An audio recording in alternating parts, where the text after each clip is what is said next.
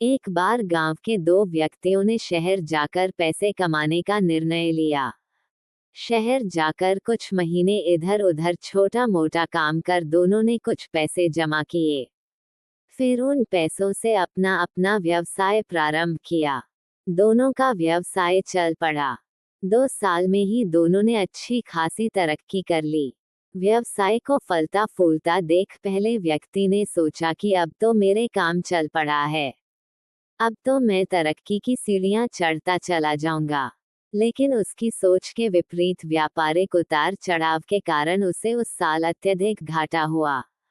अब तक आसमान में उड़ रहा वह व्यक्ति यथार्थ के धरातल पर आ गिरा। वह उन कारणों को तलाशने लगा जिनकी वजह से उसका व्यापार बाजार की मार नहीं सह पाया। सबने पहले उसने उस दूसरे व्यक्ति के व्यवसाय की स्थिति का पता लगाया जिसने उसके साथ ही व्यापार आरंभ किया था। वह ये जानकर हैरान रह गया कि इस उतार चढ़ाव और मंदी के दौर में भी उसका व्यवसाय मुनाफे में है। उसने तुरंत उसके पास जाकर इसका कारण जानने का निर्णय लिया। अगले ही दिन वह दूसरे व्यक्ति के पास पहुंचा। दूसरे व्यक्ति ने उसका खूब आदर सत्कार किया और उसके आने का कारण पूछा। तब पहला व्यक्ति बोला, दोस्त, इस वर्ष मेरा व्यवसाय बाजार की मार नहीं झेल पाया, बहुत घाटा झेलना पड़ा। तुम भी तो इसी व्यवसाय में हो, तुमने ऐसा क्या किया कि इस उतार चढ़ाव के दौर में भी तुमने मुनाफा कमाया? ये बात सुन दूसरा व्यक्ति बोला, भाई, मैं तो बस सीखता जा रहा हूँ, अपनी गलती से भी और साथ ही दूसरों की गलतियों से भी जो समस्या सामने आती है उसमें से भी सीख लेता हूँ।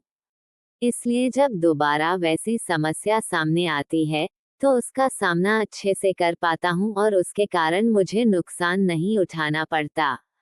बस ये सीखने की प्रवृत्ति ही है जो मुझे जीवन में आगे बढ़ाती जा रही है।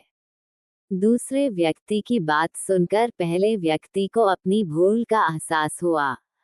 सफलता के मद में वो अति आत्मविश्वास से भर उठा था और सीखना छोड़ दिया था।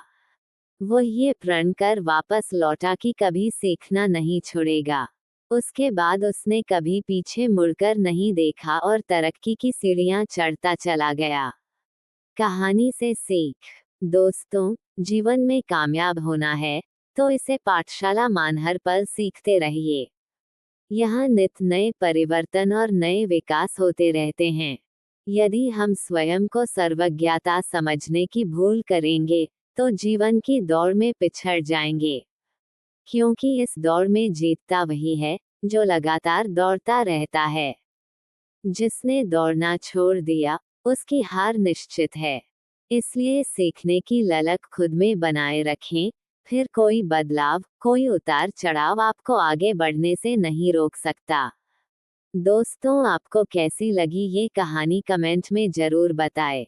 अच्छी लगी तो अपने दोस्तों को शेयर करें और आप ऐसी कहानी पढ़ने के लिए हमसे जुड़े।